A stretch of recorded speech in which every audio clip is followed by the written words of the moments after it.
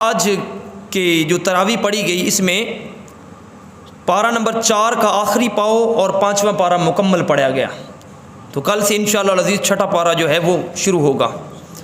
تو اس میں سب سے پہلے سود کے بارے میں کچھ احکامات بیان کیے گئے. کل بھی میں نے سود کے حوالے سے کچھ چیزیں عرض کی تھیں مگر اس کو دوبارہ لکھا کیونکہ سود جو ہے وہ ہمارے معاشرے میں ایستا ایستا جڑیں پکڑ رہا ہے. ہم مختلف کاروبار کا نام دے کر ہم سود کھاتے رہتے ہیں. کاروبار کا نام ٹائٹل لگا کر نیچے ہم سود کی دکانیں چلاتے رہتے ہیں. تو یاد رکھیے گا کہ سود کی جہاں بہت بڑی نحوست ہے. ایک حدیث مبارکہ میں آتا ہے کہ سود کھانے سے بہتر ہے کہ بندہ خنزیر کھا لے. اتنا یعنی کہ سخت ترین ہے سود کھانا. سود مختلف زمروں میں ہوتا ہے. ہم شاید سمجھتے ہیں سود کی سب سے مختلف اقسام فقہائے کرام نے بیان کی ہیں. ان میں سے سب سے بڑی قسم یہ ہے کہ انسان کسی کو کوئی مال دے، پیسہ دے، پیسے کے بدلے میں پیسہ لے لینا، یہ سود کہلاتا ہے. اسی طریقے سے اجناس ہے، جنس ہے، کوئی چیز گندم ہے، کھجور ہے، اور بھی کوئی ایسی چیزیں ہیں کہ جو اس چیز کے بدلے میں وہ چیز لے لینی. مثال کے طور پر 1 من گندم دی. جب گندم آٹا ہر جگہ ملتا تھا تو 1 من گندم کسی کو دی، اس کے بدلے میں اگر 1 من کے اوپر 1 کلو بھی لے لیا تو وہ سود کہلائے گا.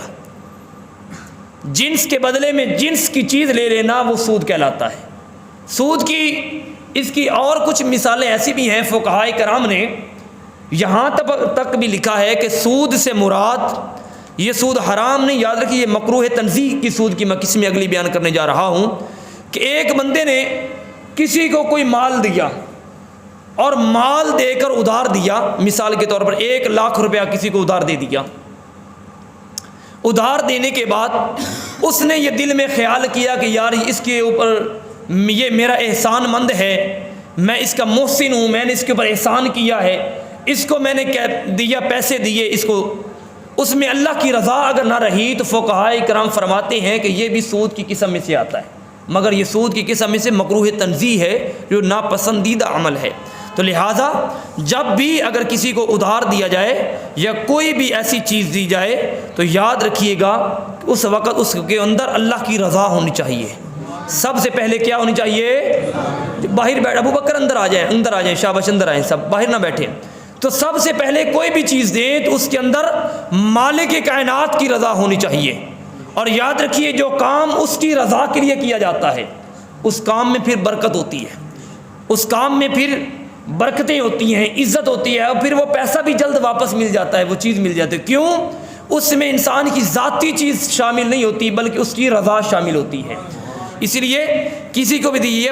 آیت نمبر 130 کے اندر یہ ذکر ہوا تھا کہ یہاں پر سود کی ممانعت کے بارے میں فرمایا کہ حرام کے طریقے سے مال کو دگنا اور چگنا نہ کرو. کہ تم چاہتے ہو کہ مال بڑھ جائے، میرے مال کے اندر جو ہے وہ اضافہ ہو جائے، تو اللہ رب العزت نے سختی سے اس کا منع فرمایا کہ سود کی حرمت کے بارے میں اتنا ہے کہ یہ خنزیر کھانے کے مشابہ ہے.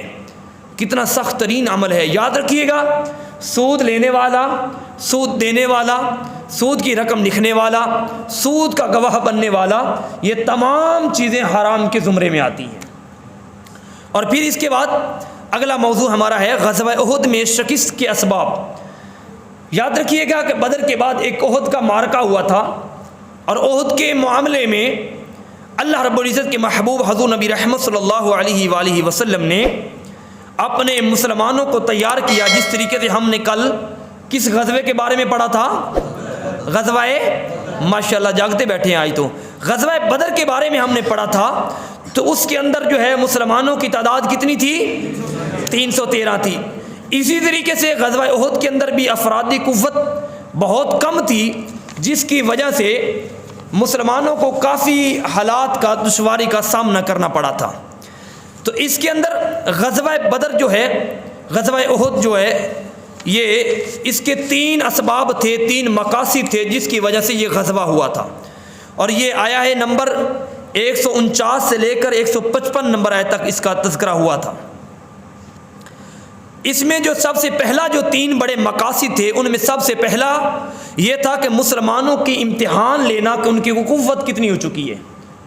اللہ رب العزت مختلف انداز میں مسلمانوں کو آزماتا ہے، کبھی انسان کو روزے رکھوا کے آزماتا ہے، کبھی انسان کو رات کو کھڑے کر کے تراویحوں میں آزماتا ہے، کبھی بھوک کی جو ہے شدت پیدا کر کے آزماتا ہے۔ مختلف انداز میں اللہ رب العزت اپنے بندوں پر آزمائش ڈالتا ہے۔ اور یاد رکھیے آزمائش کے لحاظ سے بڑے بڑے نبیوں نے دعا کی کہ مالک ہم تیرے امتحان کے قابل نہیں، جب بھی فرمانا اپنا فضل ہی فرمانا۔ ذرا اونچی آواز سے کہیں سب کو جاگ آ جائے۔ تو یاد رکھیے گا کہ اس کا امتحان جب آتا ہے تو بڑے بڑے کو جو اس کے پاؤں ڈگمگا جاتے ہیں۔ تو اس میں سب سے پہلے اللہ رب العزت نے مسلمانوں کی قوت کو، امتحانی قوت، اس کو چیک کرنا چاہا کہ ان کے اندر قوت کتنی ہے۔ اور پھر اس میں اندر اللہ رب العزت نے جو دوسرا فرق واضح کرنے کے لیے یہ غزوہ احد پیدا کیا وہ یہ تھا کہ مسلمان الگ ہو جائیں، کافر الگ ہو جائیں اور منافق الگ ہو جائیں۔ یہ 3 گروہ پیدا کرنے کے لیے اللہ رب العزت نے غزوہ احد کا معرکہ پیدا کیا تھا۔ کون کون سا؟ مسلمان، کافر اور منافق۔ پتہ چل جائے کہ جو کس گروہ کے سے تعلق رکھنے والا ہے۔ مسلمان ہے تو وہ علیحدہ ہو جائے، کافر ہے تو وہ علیحدہ ہو جائے، منافق ہے تو وہ علیحدہ ہو جائے۔ یاد رکھیے اس سے پہلے یہ سب ایک تھے۔ جب مال فے آتا، مال غنیمت آتا تو سارے جناب مسلمانیت کا لبادہ اڑ کے ادھر آ جاتے تھے۔ تو اللہ رب العزت نے غزوہ احد رکھا تاکہ پتہ چل جائے کہ اس کے اندر جو ہے منافقوں کی، اور منافقوں نے بڑی چالیں چلی اس کے اندر، غزوہ احد کے اندر، حتیٰ کہ یہاں تک کہ پچھلے والے توجہ سے سنیں، یہاں تک کہ وہاں پر ایک چادر گم ہو گئی غزوہ احد کے اندر۔ کیا گم ہو گئی؟ چادر گم ہو گئی۔ اب منافقوں کا حال دیکھیے، یہ اس وقت کے منافق تھے، ان کا حال کیا تھا؟ جب ابھی اسلام ابھی قریب اس کا نمودار ہوا، اعلان نبوت ابھی ہوا تھا، منافقوں کا حال یہ تھا کہ میدان جنگ میں چادر گم ہو گئی۔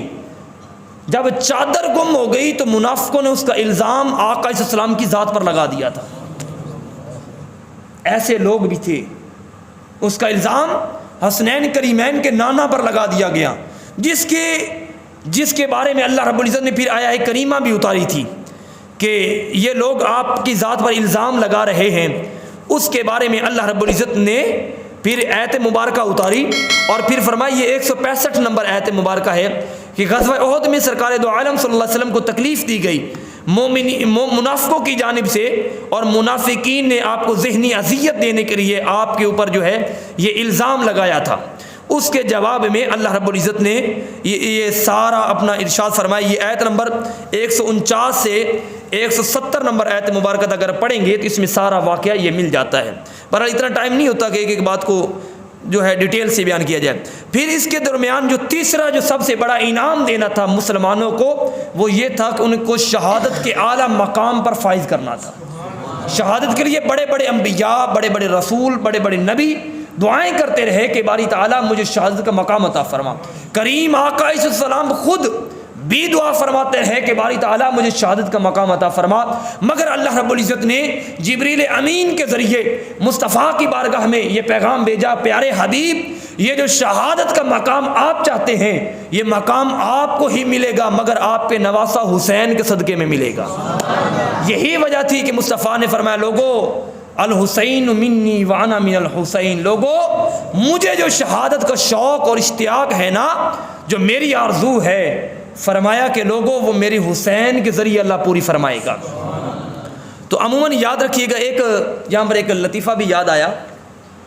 تو ایک مولوی صاحب تھے تو وہ دعا کر رہے تھے ختم شریف میں، مالک مجھے شہادت کا مقام عطا فرما، مالک شہادت کا مقام عطا فرما، مالک شہادت کا مقام عطا فرما۔ مختلف زمروں کول ایک بندہ بیٹھا سی، انہوں نے کہا مولوی صاحب تسی جنگ تے جانا نہیں تے حلوے چ کسے بم رکھنا نہیں، تسی جنگ تے جاؤ گے تو شہادت لاؤ گے، یعنی کہ اپنے آپ کو ہم میدان عمل کے لیے تیار کریں گے، جہاد کے لیے، انقلاب کے لیے، دین حق کی سربلندی کے لیے، تو پھر ہی شہادت کا مقام ملے گا، حلوے چ کسے بم نہیں رکھنا۔ بہرحال عزیزان گرامی قدر، اور پھر اس میں بظاہر کچھ اسباب ایسے بھی تھے کہ غزوہ احد میں شکست بھی ہونے لگی مسلمانوں کو۔ ایک وقت ایسا آیا کہ مسلمان جو جتنے بھی تھے چند ان میں سے تھے جو اپنے پاؤں پر کھڑے رہے، باقی سارے جو تھے جو مال غنیمت کے چکروں میں تھے وہ جناب بھاگ گئے، ایک افراتفری کا ماحول پیدا ہو گیا۔ اس کا پس منظر کچھ اس طریقے سے آتا، کریم آقا صلی اللہ علیہ وسلم نے ارشاد فرمایا ایک پہاڑ کی ایک غار ہے، ایک جگہ ہے، وہاں پر آپ کھڑے ہو جائیں، تو وہاں پر اس کے اوپر آپ نے کھڑے ہو کر تیر اندوزوں کو وہاں پر کھڑا کیا کہ کچھ بھی ہو جائے، مال غنیمت ملے، جو کچھ بھی ہو، آپ نے وہ درہ نہیں چھوڑنا۔ تو آج بھی وہ موجود ہے، وہ جگہ موجود ہے۔ تو پیچھے سے کس نے حملہ کیا تھا؟ حضرت خالد بن ولید نے حملہ کیا تھا۔ اس وقت وہ کفار کی جانب سے لڑ رہے تھے اور بعد میں پھر وہ مسلمان ہوئے۔ تو بہرحال عزیزان گرامی قدر، وہ جو لوگ تھے وہ اوپر کھڑے تھے، تیر انداز جو ہے وہ اپنے ہاتھ میں تیر لے کر، تو وہاں سے نیچے سے کافر بھاگ گئے۔ جب کافر بھاگ گئے، مسلمانوں نے کچھ جو کچے تھے، منافق تھے، ابھی کچھ لوگ تھے جو ابھی نئے نئے اسلام میں داخل ہوئے تھے، جنہوں نے بعد میں توبہ کر لی تھی اور پھر صدق کے دل سے صحابی، سچے صحابی بن گئے تھے، انہوں نے کیا کیا کہ وہ مال اکٹھا کرنا شروع کر دیا، اور جو اوپر کھڑے تھے وہ بھی نیچے آ گئے۔ تو یاد رکھیے گا کہ جب انسان باہر کی باؤنڈری حفاظت کو چھوڑ دیتا ہے تو اندر جو ہے وہ دجال ضرور پہنچ جاتا ہے۔ اس لیے ہم بار بار کہتے ہیں کہ لوگوں اپنے ظاہری عمل پر توجہ دو، اپنے درود پاک پر توجہ دو، تہجد پر توجہ دو، قرآن کی تلاوت پر توجہ دو۔ اس کی وجہ یہ ہے کہ جب آپ کی باہر سے ایمان کی حفاظت ہوگی، عمل کے ذریعے اللہ دل والا ایمان مضبوط رکھ دے گا۔ یہ غزوہ احد کا سبق میں ملتا ہے۔ پھر وہ ایسا ہوا کہ انہوں نے وہ درہ چھوڑ دیا، نیچے اترے، پیچھے سے خالد بن ولید نے حملہ کر دیا۔ جب حملہ کیا تو مسلمان تو بکھر گئے، وہ کئی بھاگ گئے مال غنیمت چھوڑ کر۔ ایک وقت ایسا آیا کہ کافر اپنے پورے حملہ کرنے کے لیے وہ انہوں نے دوبارہ تیار ہو گئے اور مسلمانوں کو شکست کے قریب تھا۔ اس وقت اللہ رب العزت نے غزوہ احد میں ان کی مدد فرمائی تھی، اور پھر اللہ رب العزت کے محبوب نے دعا فرمائی تھی، فرمایا تھا کہ مسلمان کبھی مغلوب نہیں ہوتا جب تک اس کے سینے میں ایمان رہتا ہے۔ پھر یہی وجہ تھی کہ غزوہ احد کا وہی میدان تھا، اس میں جو جھنڈا لہرایا تھا وہ مصطفیٰ کے نام کا جھنڈا تھا۔ سبحان اللہ، ایسا کہیں نا، ایسا کہیں۔ عزیزان گرامی قدر، یہاں پر ایک اور بھی معاملہ ایک آیا تھا غزوہ احد کے اندر ہی، کہ منافقوں نے منافق ہر دور میں ہوتے ہیں، مختلف چالیں چلتے رہتے ہیں۔ پہلی انہوں نے چال کیا چلی تھی، میں نے بتایا تھا ابھی تھوڑی دیر پہلے، کس والی؟ آواز نہیں آئی، کس والی؟ جو نہیں بولے وہ بھی بولے، چادر والی۔ پھر دوسری منافقوں نے یہ چال چلی تھی کہ انہوں نے افواہ پھیلا دی تھی کہ نعوذ باللہ نقل کفر نہ باشد، کہ سرکار مدینہ صلی اللہ علیہ وسلم کا وصال ہو چکا ہے۔ انہوں نے یہ خبر پھیلا دی تھی۔ جب انہوں نے خبر پھیلا دی تو اللہ رب العزت نے اس وقت قرآن مجید کی ایک آیت کریمہ کو نازل فرمایا تھا۔ وہ آیت کریمہ کیا ہے؟ اس میں اللہ رب العزت نے فرمایا کہ جب انہوں نے اس کو یہ خبر پھیلا دی کہ کریم آقا علیہ السلام نعوذ باللہ شہید ہو چکے ہیں، تو مسلمانوں کے قدم عارضی طور پر لڑکھڑا گئے۔ ان کے اللہ رب العزت نے فرمایا، ان کے دلوں کو اطمینان دلانے کے لیے اللہ رب العزت نے فرمایا، اور محمد رسول اللہ صلی اللہ علیہ وسلم ہی تو ہیں، ان سے پہلے بھی رسول گزر چکے، اور اگر اللہ نہ کرے وہ فوت بھی ہو جائیں یا شہید بھی ہو جائیں تو کیا تم الٹے پاؤں پھر جاؤ گے؟ کیا وہ رب موجود نہیں ہے؟ اگر رسول اللہ صلی اللہ علیہ وسلم موجود میں نہیں رہے تو تمہارا مولا تو موجود ہے۔ یہی وجہ ہے کہ میں بار بار عرض کرتا ہوں لوگوں، شوال میں بھی وہ رب موجود ہوتا ہے جو رمضان میں ہے، شعبان میں بھی وہی رب جو رمضان میں ہے، ذیقعدہ میں بھی وہی رب جو رمضان میں ہے۔ اور اسی طریقے سے اللہ رب العزت نے پھر آیا ہے کریمہ کے ذریعے، اپنی وحی کے ذریعے مسلمانوں کو تقویت عطا فرمائی، پھر سارے مسلمان ثابت قدم ہو گئے۔ اس کے بعد نکاح اور جو ہے نکاح کے بارے میں اور ازواج بیویوں کے بارے میں مسئلہ، شادی شدوں کے لیے خاص کر کے آج کا تحفہ ہے، ذرا محبت سے پڑھ لیں، الصلاۃ والسلام علیکہ یا اللہ رسول اللہ۔ اچھا، شادی شدوں کی آواز کم ہے، مل کے پڑھیں، الصلاۃ والسلام علیکہ یا۔ اچھا یاد رکھیے، اس کو میں مختصر کر دوں، ہمارے ہاں ہمارے ملک پاکستان میں ایک شادی کرنے کے بعد جو ہے وہ ہم سمجھتے ہیں کہ شاید فرض ہم نے ادا کر دیا ایک شادی ادا کر کے۔ یاد رکھیے گا، پہلے میں عرض کرتا ہوں شادی کن پر، کچھ لوگ ہوتے ہیں جن پر شادی کرنا حرام ہوتی ہے، کچھ لوگ ہوتے ہیں جن پر شادی کرنا مکروہ ہے، کچھ لوگ ہوتے ہیں جن پر شادی کرنا فرض ہوتی ہے، کچھ لوگ ہوتے ہیں جن پر واجب ہوتی ہے. یہ شادی کی مختلف صورتحال ہوتی ہیں بندے کے اوپر. تو اسی طریقے سے مثال کے طور پر میں حرام کی مثال دے دیتا ہوں کہ ایک جو ہے وہ آدمی خسنہ ہے، خسنہ عربی میں کہتے خسرے کو کہتے ہیں، تو وہ شادی کے قابل نہیں، اس کی اگر شادی کر دی تو وہ حرام ہے، کیونکہ وہ بیوی کو حقوق ہی نہیں پیدا کر سکے گا. اسی طریقے سے شادی فرض اس پر ہوتی ہے جو اپنی شہوت کے اوپر قابو نہ رکھ سکے. مثال کے طور پر اس کا اندیشہ ہو اور سخت یعنی کہ قوی امکان ہو کہ یہ زنا میں شامل ہو جائے گا. اور آج کل ہمارے نوجوان خاص کر کے آنکھوں کے زنا میں، کان کے زنا میں، جسم کے زنا میں مشغول رہتے ہیں. اللہ رب العزت سب کو معاف فرمائے. میں نے زنا کے بارے میں کل کچھ چیزیں عرض کی تھیں. تو بہرحال شادی کچھ لوگوں پر فرض ہوتی ہے، کچھ پر واجب، کچھ پر سنت. پھر اگر کہیں زندگی رہی تو جب یہ ہمارے درس کے اندر یہ آیت آئے گی، یعنی کہ جو ہمارا درس قرآن چل رہا ہے باقاعدہ، اس کے اندر میں پھر یہ عرض کروں گا کہ شادی کن لوگوں پر فرض ہے، کن پر واجب، ادھر وہاں پر ڈیٹیل سے ہوگا انشاءاللہ. تو بہرحال عزیزان گرامی قدر، قرآن مجید فرقان حمید میں ارشاد فرمایا فَانْكِحُوا مَا طَابَ لَكُم مِّن نِّسَاءٍ مَثْنَىٰ وَثُلَاثَ وَرُبَاعَ. فرمایا کہ اگر تمہارے پاس ہے مال و اسباب، سب کچھ ہے، تم چاہیے کہ تم 2 شادیاں کرو، 3 کرو، 4 کرو. یہ پہلے حکم دیا گیا. بعد میں حکم یہ دیا گیا اگر اتنی نہیں کر سکتے، اگر کمی ہے مال کی، تم ان کے درمیان عدل نہیں کر سکتے، تو پھر ایک ہی کر لو، یہ کافی ہے. ہمارے ملک پاکستان میں ایک شادی کرنے کے بعد ہم سمجھتے ہیں ہم نے شاید فرض ادا کر لیا. یاد رکھیے گا قرآن و حدیث کی روشنی میں، کریم آقا علیہ السلام کی اسوہ حسنہ میں، صحابہ کرام کی روشنی میں وہ بار بار شادیاں کرتے تھے. اور حتیٰ کہ امام حسن مجتبی رضی اللہ تعالیٰ عنہ اتنی شادیاں کرتے تھے کہ مولا علی المرتضیٰ شیر خدا کرم اللہ وجہ الکریم نے منع فرما دیا تھا سختی سے کہ کوئی بھی میرے بیٹے کو اپنی بیٹی نہ دے.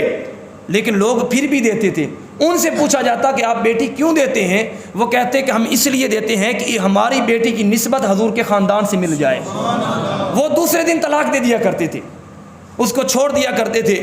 پھر اس کے بعد لوگ ان کے زیادہ یعنی کہ اس لیے اپنی مال بھی پیش کرتے، جانیں بھی پیش کرتے، اولادیں بھی پیش کرتے کہ ہماری بچی کو، ہماری بیٹی کو رسول اللہ صلی اللہ علیہ وسلم کے نواسے سے نسبت ہو جائے. تو اسی انداز میں اگر کسی کے پاس مال و اسباب ہے، یہ بات بیویوں کو سمجھانی تھوڑی سی مشکل ہوگی، لیکن اگر آپ قرآن مجید کی روشنی میں سمجھائیں گے تو وہ جلدی سمجھ جائیں گی. جن کے پاس اللہ رب العزت نے قدرت عطا فرمائی ہے، عدل کر سکتے ہیں، وہ کم از کم 2 کریں. اگر اور اللہ پاک نے قدرت عطا فرمائی ہے، عدل کر سکتے ہیں، ان کو یعنی کہ کھانے پینے کے روزمرہ کے معاملات سارے وہ دے سکتے ہیں، تو ان کو چاہیے کہ وہ 3 کریں، 4 کریں. اگر کوئی نہیں کر سکتا تو پھر وہ 1 کر لیں. اگر آپ محبت سے ایک دفعہ درود پاک پڑھیں تو ایک لطیفہ ادھر بھی یاد آ گیا، میں وہ بھی سنا دیتا ہوں.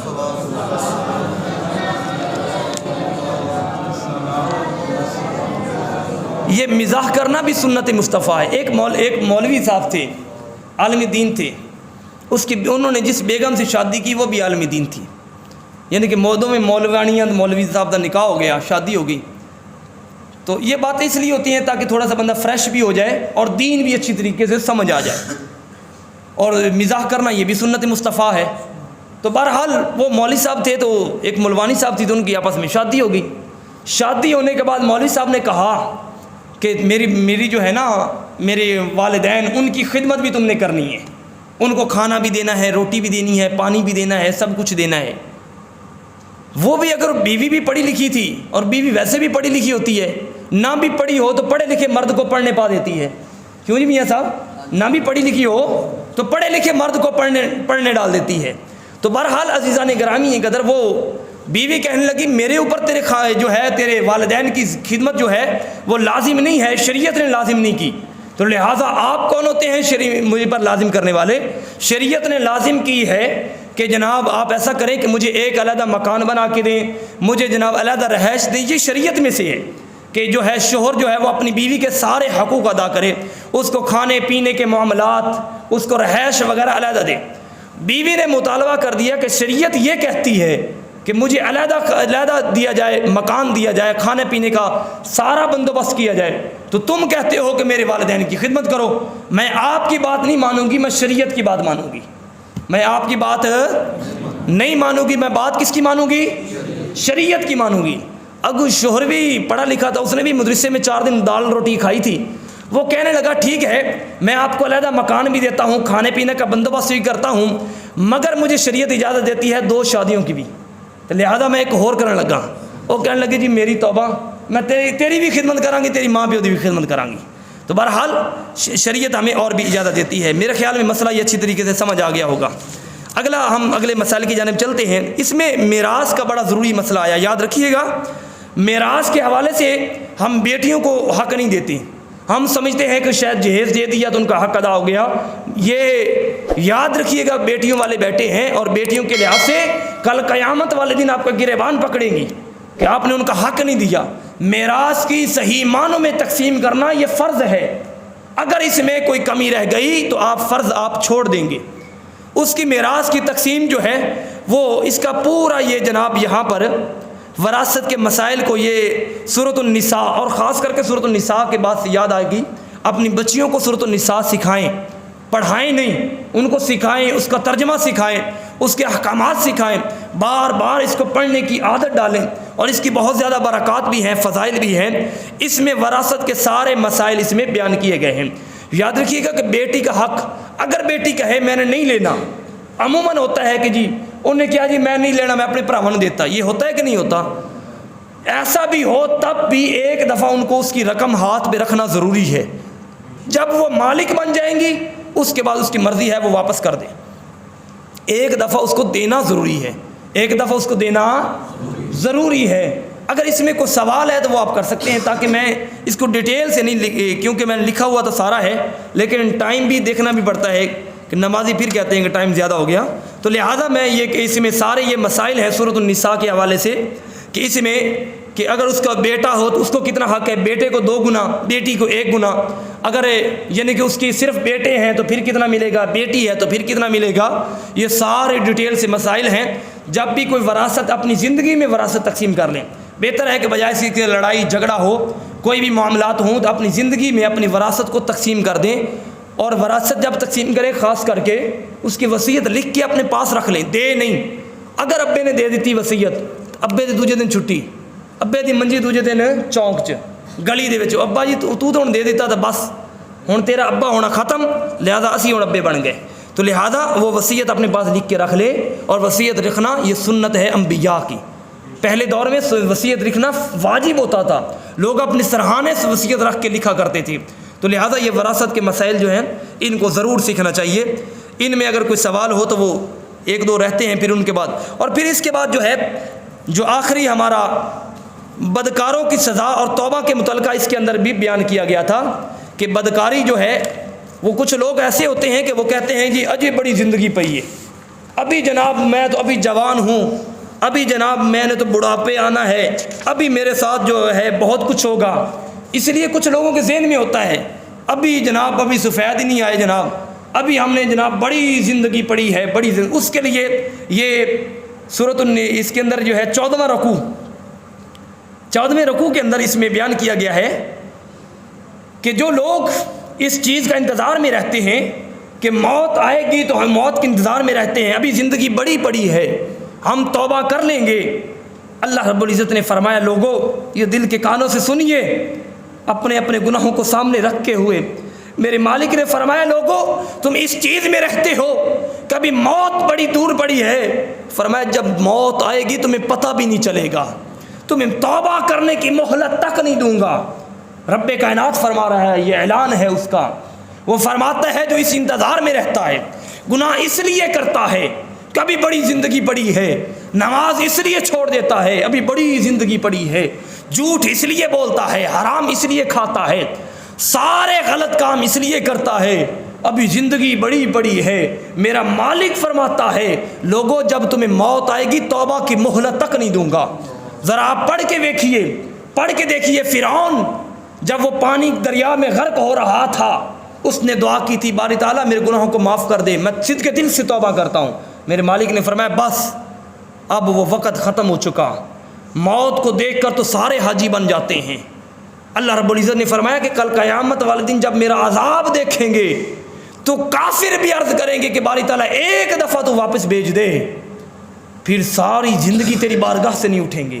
لوگوں آج وقت ہے, آج لے ان کی پناہ, آج مدد مانگ ان سے، آج وقت ہے میرے بھائیوں، میرے جوانوں، یہ زندگی فیکٹریوں کے نام کرنے والی نہیں ہے۔ صبح گئے وہ بیل کی طرح گاؤں کے اندر کچھ پچھلے کئی دوستوں نے دیکھا ہوگا کہ بیل کے اوپر جو ہے ان کی آنکھوں کے اوپر جو ہے وہ کپڑا یا کوئی چیز ڈال دیتے تھے، وہ 4 چفیرے گھومتا رہتا تھا، اس کو نہیں پتہ ہوتا تھا کہ میں کدھر جا رہا ہوں، کتنا سفر طے کر رہا ہوں، بس وہ گھومتا رہتا تھا۔ تو ہماری زندگی بھی ایسی ہے، ہم چارپائی سے گھومتے ہیں فیکٹری میں، فیکٹری سے گھومتے ہیں چارپائی تک، بس یہی ہماری زندگی ہے۔ بازار میں کھڑے ہو کر گپ شپ لگا لی، مگر میرا مالک فرماتا ہے یہ دیکھیے لوگو، اگر تم ایسی زندگی گزار دو گے میں پھر توبہ کی بھی مہلت نہیں دوں گا۔ بڑے بڑے ایسے لوگ تھے جنہوں نے کل سے نمازیں شروع کرنی تھی، آج قبروں میں موجود ہیں۔ بڑے بڑے ایسے لوگ تھے جو کہتے تھے مالک ایک دفعہ جو ہے مجھے اٹھنے کے قابل کر دے، سجدہ کرنے کے قابل کر دے۔ یہ ہمارے ہی محلے میں ایسے لوگ موجود ہیں جن کو بیچاروں کو سجدہ کرنے کی توفیق نہیں ہوتی، دعا کرتے ہیں باری تعالیٰ، معذور ہیں۔ کہ ایک پچھلے دنوں میں ابھی مثال دیتا ہوں، یہ بھائی منیر صاحب ہیں جو دودھ دہی والے کام کرتے، ان کا بھائی ہے، کیا نام ہے اس کا، یہ جو اپاہج بیٹھے ہیں، رشید، ہاں رشید، وہ اگلے دن رو کے کہنے لگے مجھے کہ میرا بڑا دل کرتا ہے میں بھی مسجد میں آؤں مگر مجھ سے آیا نہیں جاتا، میں ایک تو کمزوری ہے، دوسرا میرے جو ہے اندر سے جسم خراب ہے، تیسرا میں معذور ہوں، مجھے کوئی لے کے جانے والا نہیں۔ یار خدا کا کتنا کرم ہے، آپ چل کے آ جاتے ہیں، تو پھر بھی اگر ٹائم پر نہ آ سکیں، پھر بھی اگر کہیں کہ جناب ہمارا فلاں کام رہتا ہے، ہمارا فلاں کام رہتا ہے، اس نے تو پاؤں دیے ہیں یار، اس نے تو چلنے کی طاقت دی ہے، اس نے آنکھیں دی ہیں۔ اگر اللہ نہ کرے میرے سمیت کوئی اندھا ہوتا، ادھر ادھر ہاتھ پھیرتا رہتا تو کیا ہوتا، دنیا کی کوئی رنگینی نہ دیکھ پاتا، کوئی اور ایسی ہلکی سی بھی کوئی ایک کمی بھی ہمارے جسم میں ہوتی تو ذرا تصور کیجئے، مثال کے طور پر میں اور کچھ نہیں، سارا جسم ٹھیک ہوتا، ذرا ہمارا چہرہ لمبا ہوتا، بتائیے لوگ ہمارا مذاق بناتے یا نہیں بناتے؟ ہم قد کے گٹھے ہوتے، لوگ ہمارا مذاق بناتے یا نہیں بناتے؟ تو وہ رب فرماتا ہے لوگوں موت سے پہلے پہلے توبہ کر لو، اگر اس انتظار میں رہو گے ابھی بڑا وقت پڑا ہے جناب، کل تو پکی انشاءاللہ، اے کم کر کے تو میں پکی نماز، وہ فرماتا ہے پھر میں موت کے لحاظ سے مہلت بھی نہیں دوں گا۔ ایسے بہت سے ایسے لوگ موجود ہیں قبرستان میں جن سے جا کر دیکھیے، جنہوں نے کل سے نماز شروع کرنی تھی رب میں، لیکن مالک کائنات نے ان کو مہلت ہی نہیں دی، ان کو آنے کی توفیق ہی نہیں دی۔ بہرحال یہ انشاءاللہ اسی موضوع کو ہم 27ویں کے اوپر بھی بیان کریں گے۔ تو اس میں یہاں پر ایک بہت خاص کر کے محرمات کے حوالے سے میں نے لکھا تھا، ہمارے ہاں کزن کا ایک بڑا سسٹم ہے، ہماری بہنیں بیٹیاں یا ہم پردہ نہیں کرتے جی، کزن ہے کوئی گال نہیں جی، کزن کے ساتھ بازار گئی ہے، شریعت مصطفیٰ نے حرام فرما دیا ہے، جو کزن کے ساتھ یہ کزنوں والا یہ معاملہ چھوڑ دیں، خدا را شریعت کو تھوڑا سا سیریس لے، شریعت مصطفیٰ صلی اللہ علیہ وسلم پر عمل پیرا ہوں۔ یاد رکھیے گا کزن کے جو ہے ہمارے ہاں جو معاشرہ پایا جاتا ہے، شریعت مصطفیٰ نے قرآن مجید فرقان حمید میں ان کی لسٹ جاری کی ہے اور اپنی بارگاہ سے پریس کانفرنس ریلیز کیا ہے کہ جن جن کے ساتھ نکاح حرام ہے وہ تو آپ کے، یعنی کہ آپ ان کے ساتھ محرم، احسان بھائی محرم جن کے ساتھ آپ رہ سکتے ہیں، بیٹھ سکتے ہیں، ماں ہے، بیٹی ہے، بہن ہے، پھپھا ہے، پھپھی ہے، خالہ ہے، بھتیجی ہے، بانجی ہے، رضائی ماں یعنی کہ دودھ پلانے والی ماں، بہن ہے، ساس ہے، بہو ہے، ستیلی بیٹی بھی بیٹی ہوتی ہے۔ ہم پچھلے دنوں میں ایک بندے نے مسئلہ پوچھا تھا کہ ستیلی بیٹی سے میں نکاح کر سکتا ہوں یا نہیں، یونانی سے حوالے سے پوچھا تھا، تو ستیلی بیٹی بھی بیٹی ہوتی ہے۔ ستیلی سے مراد یعنی کہ یہ پچھلی شادی سے ہو یا وہ آپ سمجھ گئے، یا ستیلی ماں ہو یا سگی دو بہنوں سے وقت شادی کرنا یہ حرام ہے۔ ایسی منقوہ عورت جس کا شوہر زندہ ہو، اسے طلاق نہ ہوئی ہو، اس سے بھی نکاح کرنا حرام ہے۔ یہ عموماً ہمارے معاشرے میں ابھی پایا جاتا ہے، اسی جی کورٹ میرج کر لیں گے، ہوتا ہے نا جی، وہ بیوی، یہ بھائی والے کے دور میں آپ کو یاد ہوگا حیدر علی بھائی والے میں ایک عورت تھی، تو وہ کسی کے ساتھ اس طریقے سے ان کا معاملہ ہوا تھا، تو پھر بعد میں ان کو قتل کر دیا گیا تھا، تو لاہور کے اندر جا کے ان کو قتل کر دیا گیا تھا۔ تو یہ بھی عام طور پر ہمارے معاملہ پایا جاتا ہے، ان سے نکاح کرنا حرام ہے۔ یاد رکھیے گا کزن جو ہوتے ہیں وہ بھی غیر محرم ہوتے ہیں، کزن بھی غیر محرم ہوتے ہیں۔ ہمارے ہاں شادی کا جب معاملہ ہوتا ہے وہ ہمارے سامنے، ہماری بیٹی وہ اپنے کزن غیر کے ساتھ وہ جو ہے فوٹو سیشن کروا لی ہوتی ہے، ہم بڑے فخر سے کہتے ہیں یہ دیکھو میری بیٹی کتنی پیاری لگ رہی، حالانکہ فرشتے لعنت بھیج رہے ہوتے ہیں، فرشتے کہتے ہیں لعنت ہو تیرے باپ پہ بھی اور تجھ پہ بھی۔ تو یاد رکھیے گا اپنے گھروں میں ہم نے اسلام کو خود نافذ کرنا ہے، اللہ کریم ان پر عمل پیرا ہونے کی توفیق عطا فرمائے۔ اگر ٹائم